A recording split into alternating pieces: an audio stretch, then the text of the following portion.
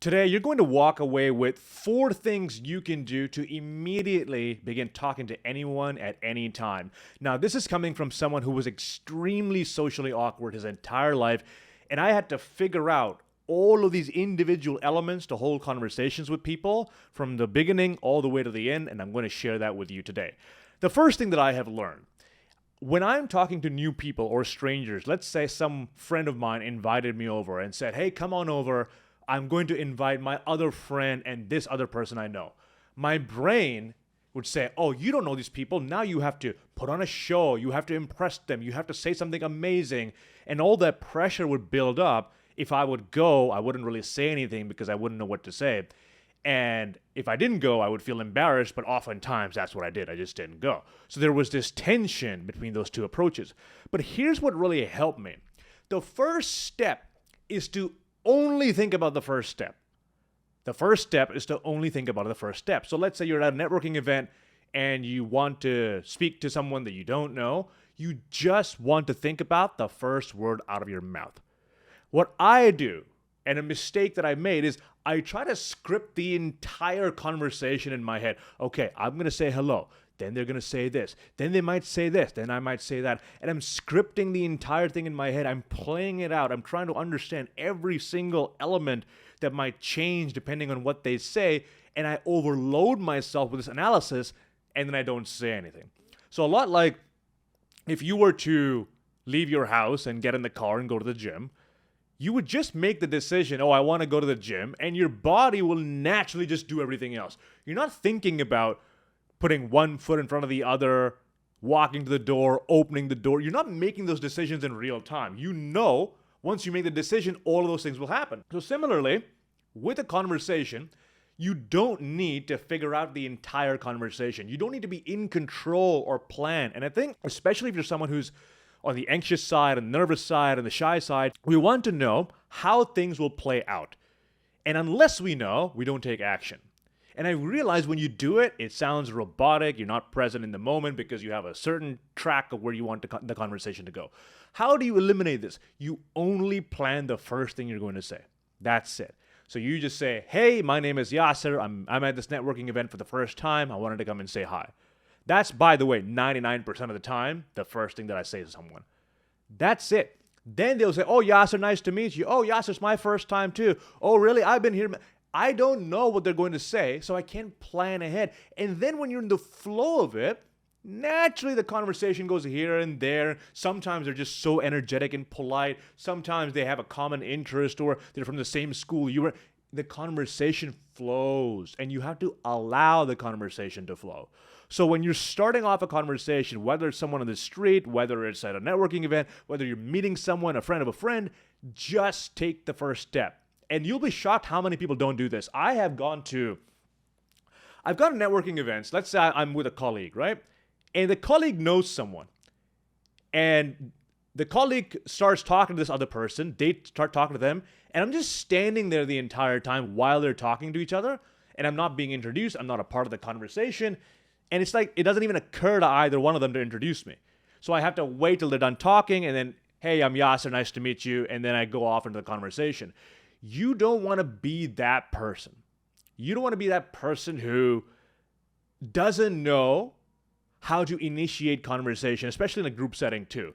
So let's say I'm talking to a friend and someone else is waiting on the side. I should be able to say, "Hey, I'm Yasser, nice to meet you," and bring them in. So the skill of taking that first step, it's something many people lack, especially in professional settings. So just start. Just take initiative. You'll be shocked how many people will say, "Oh, wow, you're such an extrovert. You can talk to anyone." When really all you've done is you just know the first sentence of what you're about to say. So that's number one. Number two, if it makes you nervous to talk to someone, it probably makes other people nervous to get spoken to, get approached by a stranger. You want to establish what I call relevance as soon as possible. Relevance. What does relevance mean? Relevance is who are you and how are you relevant to me in this situation right now. So I'll give you an example. There was a time when I was waiting at a bus stop and someone approached me and said, "Hey, nice shoes. Where'd you get them?" And I said, "Oh, I got them in the mall, the Nike store." "Oh, great. Do you go to the mall often?" every now and then when I need something. Oh, okay, cool, cool. And have you been here for a while? Now, the entire time he's talking to me, I'm thinking, who are you? What do you want? Why are you asking me these questions? I have no relevance to this person. Why should I continue? So, naturally, human beings are we detect threats everywhere we go. We're skeptical of the world around us. So when someone starts talking to us, we think, oh, is this person trying to sell me something? Is this person hitting on me? What's going on? We're trying to establish relevance. What is the relevance in the situation? So if you are starting a conversation with someone, especially if you're approaching them on the street or you're meeting a friend for the first time, you're approaching them at a networking event, establish relevance as soon as possible. What does that look like? Simply explaining who you are or why you are approaching them. So here's what I would do. In the networking situations, when I go to them, I wouldn't say, hey, what's your name? Okay, great. What business are you with? Even though we're all in a networking situation and they know why I'm talking to them, it creates awkwardness. It creates this, who are you? Why are you talking to me? But if I approach them and I immediately created relevance, hey, I'm Yasser. I just got here. I want to meet new people. Hi.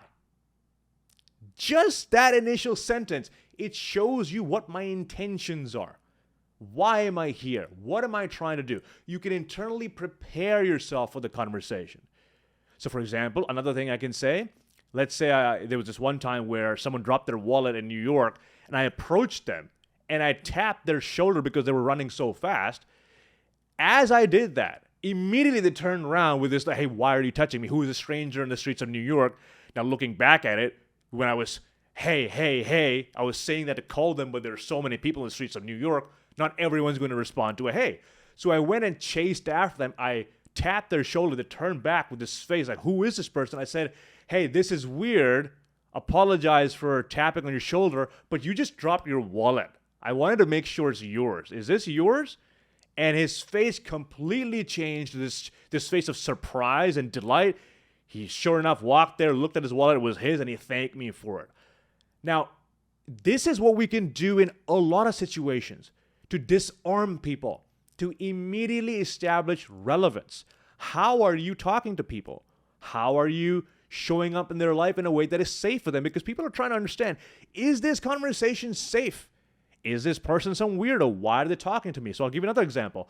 I had a friend of mine who's very good at dating, and he would often just talk to women that he would see on the streets, right?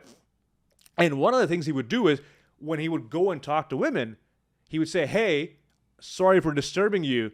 This might sound weird. I was just walking to the mall and I noticed you were wearing this outfit and you look lovely. I wanted to say hi. And this, I've noticed more times than not, he would get a very positive reaction from that.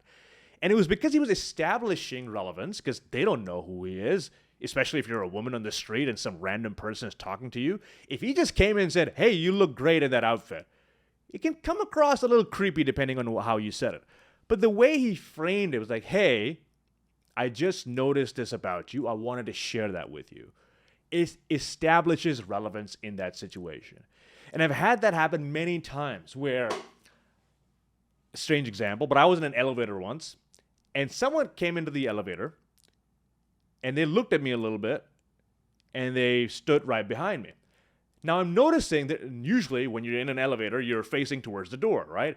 But this person was facing sideways, almost like they're looking directly at me from the sides, and I could notice that from my periphery. And it was just really awkward, but I'm thinking, okay, maybe they're just staring off into space. Who knows? Once we hit the ground level, I'm getting out of the elevator. And the person immediately says, hey, aren't you that famous motivational speaker? And I already have 2 legs out the door. And I turn out, yeah, I think so. They're like, oh, I love your stuff. And then the elevator just closes. But it was a weird introduction. It was a weird way to inject it because there was no relevance in that situation. Now, in the future, later from that, I've had other people come up to me and they would say, hey, you don't know me, but I've watched a lot of your videos and they've really helped me with my presentations. Thank you so much for making those videos. Just that initial bit of relevance. Hey, you don't know me, but I've watched your videos and it was really helpful. It just calms me down. It brings down all the threats in my mind. So Establish relevance as soon as possible. Explain why you are talking to them. What is your intention with the conversation? Number 3, let's say you have established your relevance and you've opened a conversation. My go-to way of building rapport with people is to make some sort of observation about them. And the reason this works well is because people prefer, or at least in my experience, people like hearing what other people think about them. So if I said, hey, I just want to come talk to you because I'm at a networking event, what do you do? How do you do it? How long have you been here? It just becomes a generic conversation. Everyone says the same thing. It's boring. It's predictable. No one wants to have another conversation like that. But when you make an observational statement, you are telling them how you perceive them. The effect this has is it creates curiosity. Wait, why do you see me this way? Why do you think this about me?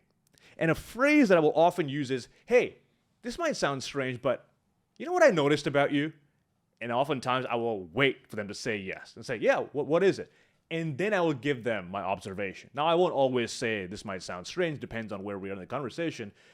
If they're talking to me about something they're really passionate about, I might pause for a bit and say, before I address what you just said, you want to know what I just noticed about you?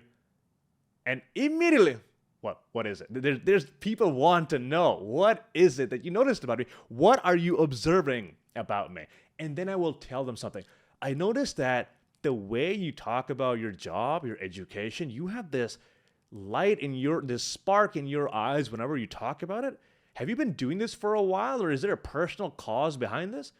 And just when you notice that and you say that about them, they'll open up more. They'll start revealing. And here's the funny thing. You don't even have to be right. You can say something you observed about them. It might not be true, but it's enough to spark curiosity about why you think that about them. So for example, if I go to a conversation with someone and I greet them and I say, hey, you want to know what I noticed about you? I say, what? You have a very powerful voice. When you speak, I can feel the gravitas. You must be in some sort of a radio or presenting job. And I've actually said this to someone and they said, oh, I'm just the accountant. But that's really interesting to hear from that. My friends have told me the same thing. And now we've started the conversation with me establishing relevance, giving them an observation that can be perceived as a compliment, or just get them to think differently about themselves. And you'll be shocked how many people who are on complete autopilot will just be taken by surprise and they will remember you. And I'll give you another example of this. When I go to the grocery store, I don't remember anything from that experience. I go buy my thing and leave. But one time, I went to get my groceries and she asked me, hey, debit or credit? I said, credit card, please, and it's okay, I don't need a receipt. To which she looked up at me and said, wow, you've got quite the podcast voice. That's all she said. And immediately I'm thinking, I don't have I guess I have a podcast, but I do speak for a living. And I started explaining myself. Like, it's really interesting you say that. I teach public speaking and communicate. And we started talking for about 45 seconds while she was checking out my stuff. And I went, and this was like 4 years ago now, and I still remember it enough to tell you about it. All she did in that moment was make an observation about me. It made me feel recognized. It made me feel like I have a place in the world. And at the same time, they were memorable. It didn't take any impressing or any amazing story from them, but just because they made an observation about me, it made it memorable. So how can you implement this? Make observations about people regarding how they're dressed, and don't make comments about, hey, you're wearing a low-cut outfit today, or your biceps are huge. Try not to be weird like that, but make an observation that can tell you about who they are as a person, what they might be interested in, or what profession they might be in, or maybe have amazing energy. And by the way, if you want to give anyone a compliment at any time, talk about their energy. I promise you, 99.9% of the time, it always works. So if you're talking to someone, you can just say, hey, you want to know what I noticed about you? I love your energy. The way you're speaking, you're so calm, and I really want to listen to you. Or, I love your energy. You have so much joy and passion in your voice. Just saying that, it really helps. Now, don't say it if someone's talking like this and, oh, I love your energy. they might think you're saying it sarcastically, so you want to be careful of that. But you want to give someone an observational statement that they can perceive as a compliment, they feel good about it, and therefore immediately you have a positive way of speaking to them. You have a positive relationship in the first minute or so. So I'll start the conversation. Hey, my name is Yasser. I just got here. Wanted to say hi. I haven't met too many people here. Hey, Yasser, nice to meet you. What brought you here? Oh, I came to this conference because there's a lot of business owners here. And by the way, you want to know what I noticed about you? The reason I came up here? What? You're wearing these suits or this pants. And I used to work at a suit shop. And I've noticed a lot of people in finance used to come and purchase this kind of suit. Do you work in finance by any chance? Just keep the conversation going. And can you see how it's a little playful? It's not serious. We haven't talked about all the specific job titles and everything like that. We're connecting with each other. That's a way to build rapport. Now, the last thing I'll leave you with is, as soon as you can, get into sharing stories. As soon as you humanly can. Because the last thing anyone wants is to go into this automatic, hey, what do you do? Oh, I'm a senior data architect, infrastructure manager at... What does that mean? And there's so many times where I've talked to someone, hey, what do you do? I'm a systems architect. What is that? What do I even ask you after that, right? So instead of asking, what do you do? Where are you from? Try to ask questions that get them to tell you a story and allows you to share your story, because this is how you really connect with people. And it also allows you to share a lot of information. So instead of saying, what do you do? I'll often ask, hey, what got you to attending today? What brought you here today? Or what's going on in your business that you wanted to come to this workshop? All of those questions require a story. Sometimes I'll even ask, hey, what's the biggest challenge you're having in your business right now? And this is usually when I go to business conferences, and they will tell me all the challenges they're having. Or what's the next step in your life right now? What's something big on the horizon?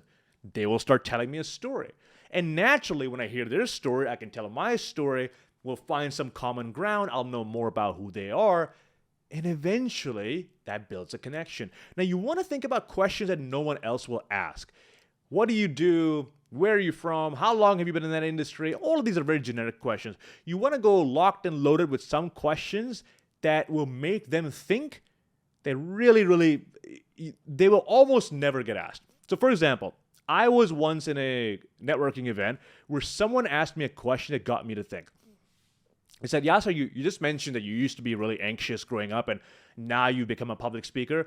This might sound personal, but do you think you're doing this because it gives you that validation that you never had as a child? Or do you think you do this because you don't want other people to face the same issue you had when you were growing up? And it's such a deep and personal question, but it's not one that I've heard before. But really what this person did was they listened to my story. They were curious enough to find that question and keep the conversation going. Now, you don't want to start a conversation with that. But as you start building rapport with people, how can you introduce those types of questions that are a little bit deeper, where you genuinely care about someone, where you're perplexed by how they ended up in that situation? So I remember I was at a networking event, and I met someone who had a really specific business around growing plants and selling plants to offices. It was so incredibly specific that my only observation about that is, hey, the way you're talking about plants and offices is so unique. I've never heard anyone talking about that. I'm curious, how does someone who used to be an engineer go into this line of work? How does that happen? And they were just so delighted to share that story with me, and we just connected on a different level. And most of the time, they won't get that opportunity to talk about their passions. So get them to talk about things that they are extremely passionate about. Get them to tell stories, and that will allow you to tell your stories. That's how you have a conversation. So let's bring all of this together. Here's what you should do if you want to talk to anyone, anywhere, at any time. First, take the first step. Don't think about it. Just think about the first thing you want to say. The rest of it will just come naturally to you. Number 2, establish relevance. How are you relevant to them? Why are you talking to them?